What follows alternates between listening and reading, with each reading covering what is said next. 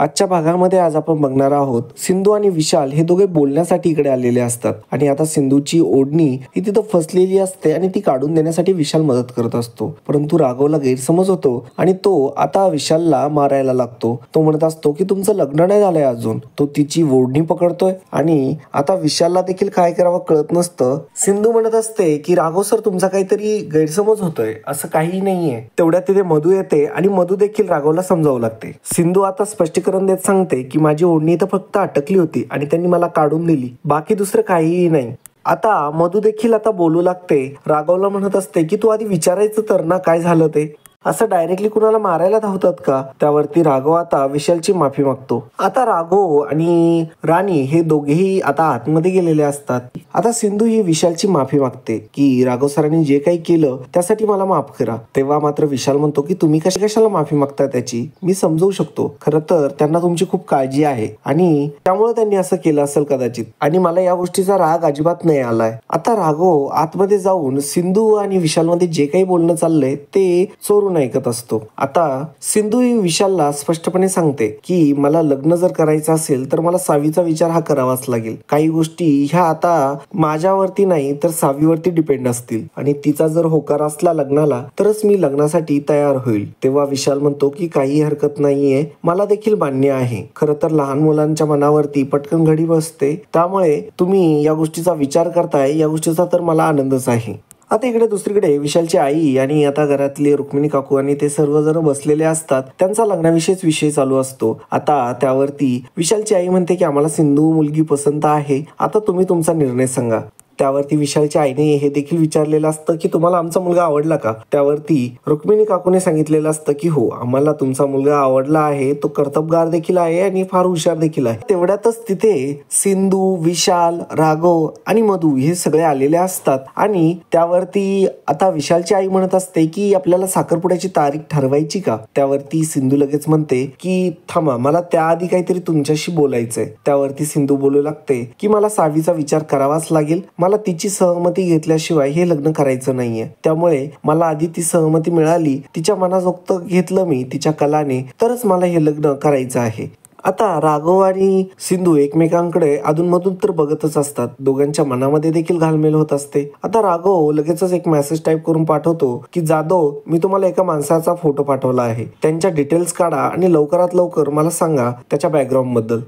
आता पाहुणे निघणार असतात. सर्वजण त्यांना निरोप देण्यासाठी बाहेर जातात. सिंधू मात्र रडत रडत तिच्या रूम मध्ये निघून जाते. आता तिच्या पाठोमागच लगेच राणी तिथं आलेली असते. ती म्हणत असते की तू मला तर प्रॉमिस केलं होतं ना लग्नाला होकार देणार म्हणून, तू जर आता तुझं प्रॉमिस जर पाळलं नाही ना तर बघ मी काय करते ते. तू लवकरात लवकर तुझ्या आयुष्यात सेटल डाऊन वगैरे होऊन जा, नाहीतर मला पुढचं पाऊल उचलायला. तेव्हा मात्र सिंधू म्हणत असते की तुम्हाला समजत नाहीये, मी लग्नाला नकार नाही दिलाय, मी फक्त सावीचा विचार मध्ये आणलाय. राणी म्हणत असते की त्या सावीचा इतका काय विचार करायचा, ती लहान आहे आणि तिला समजून सांगणं कितीसा अवघड आहे. तेव्हा सिंधू म्हणते की विनूला जेव्हा कळालं होतं की तुम्ही त्याची खरे आई बाबा नाही आहात तेव्हा त्याला किती त्रास झाला होता हे आठवतंय का. आणि अशा प्रकारे राणी ही सिंधूवरती बळजबरी करत असते आणि ही गोष्ट राघव ऐकतो आणि राघव आता तिथे येतो आणि म्हणतो की तिने जर लग्न नाही केलं तर तू काय करणार. तेव्हा मात्र सिंधू मधूची बाजू घेत म्हणते की त्यांना असं म्हणायचंय की तर चांगलं स्थळ हातातून निघून जाईल एवढंच म्हणायचंय, बाकी काही नाही. आणि राघव लगेच म्हणतो की तू उगाच तिची बाजू नको घेऊ सिंधू,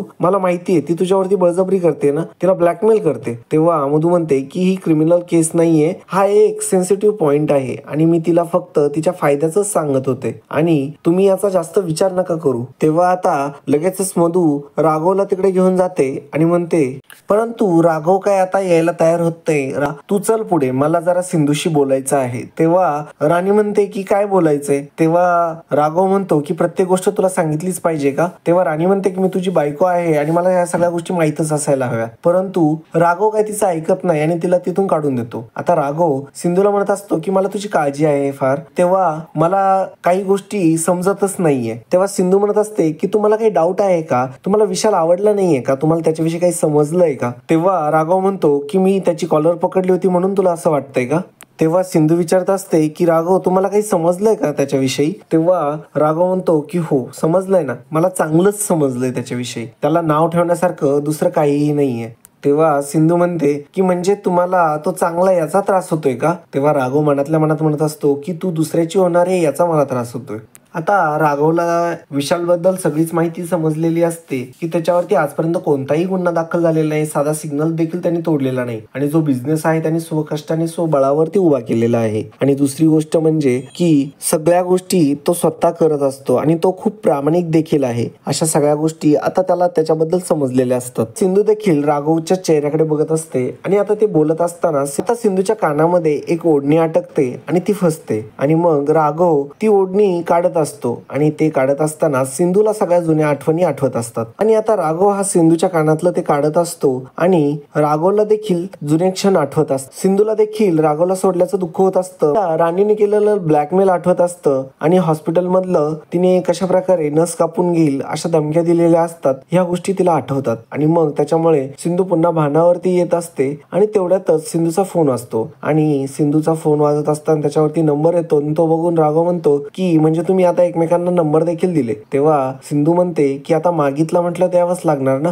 काही पर्याय आहे का? तेव्हा आता सिंधू फोन उचलते आणि तिकडून विशाल म्हणत असतो की आज तुम्ही संध्याकाळी काय करताय? तेव्हा सिंधू म्हणत असते की मला 6वीचा अभ्यास घ्यायचा आहे. त्यावरती विशाल म्हणतो की असं काम करता येईल का? तिला आजच्या दिवस त्यांच्या बाबांकडे सोडता येईल का? तेव्हा सिंधू विचारते की का बरं? तेव्हा विशाल म्हणतो की आज आपण डिनरला गेलो असतो. खरं तर मला लग्नाआधी मला 6वी बद्दल जाणून घ्यायचं आहे, मला तिच्याशी देखील बोलायचं आहे, परंतु मला तिच्याविषयी जर काही गोष्टी माहीत असल्या तर माझ्यासाठी ते बरं राहील आणि मला देखील समजून घेता येईल आणि आपण देखील एकमेकांना समजून घेऊ शकतो. तर त्यावरती पुन्हा आता सिंधूला मधूचा चेहरा दिसत असतो आणि मग त्यामुळे सिंधू होकार देते आणि सिंधू म्हणते की ठीक आहे आपण भेटूया संध्याकाळी. आणि तेव्हा विशाल म्हणतो की ठीक आहे मी तुम्हाला पिक करायला येतो. तेव्हा सिंधू होकार देते आणि आता राघव विचारत असतो की काय म्हणाला तो? तेव्हा सिंधू म्हणते की आता आम्ही डिनरला भेटणार आहोत संध्याकाळी. तेव्हा राघव म्हणतो की खूपच प्रगती करताय तुम्ही, चांगलंय. राघवच्या डोळ्यांमध्ये देखील आता पाणी आलेलं असतं. राघवला देखील काही बोलता येत नसतं. आणि मित्रांनो आजचा भाग इथे संपतो. पुढील भागामध्ये आपल्याला बघायला मिळणार आहे सिंधू आता एका हॉटेलमध्ये आलेली असते. तिथे तिला गुंड त्रास देत असतात. ते गुंड म्हणत असतात की चल माझ्या बरोबर, तुला पाहिजे ते देतो. तेव्हा सिंधू त्यांच्या कानाखाली ठेवून देते आणि आता ते गुंड डायरेक्टली सिंधूची छेड काढत असतात आणि समोरच राघव देखील असतो आणि मधू देखील असते. आता पुढे काय होणार हे बघण्यासाठी तुम्ही चॅनलला सबस्क्राईब नक्की करा. धन्यवाद. तर मित्रांनो कालच्या भागात कमेंट करणारे आपले दर्शक होते रोहन भांडारे, सुरेखा रानडे, विक्रम जाधव, भाग्यश्री, रमा, मनोहर पेडणेकर, रेश्मा भगत, पद्मजा, सुरेखा रानडे, शीतल खारपुडे, स्वामिनी काते, सुचित्रा शेलार, पवित्रा कांबळे, अनुष्का मागर, कल्पना घोगरे, साधना बोरकर, अनिता पाटील, दीप्ती, गीता चंदेर,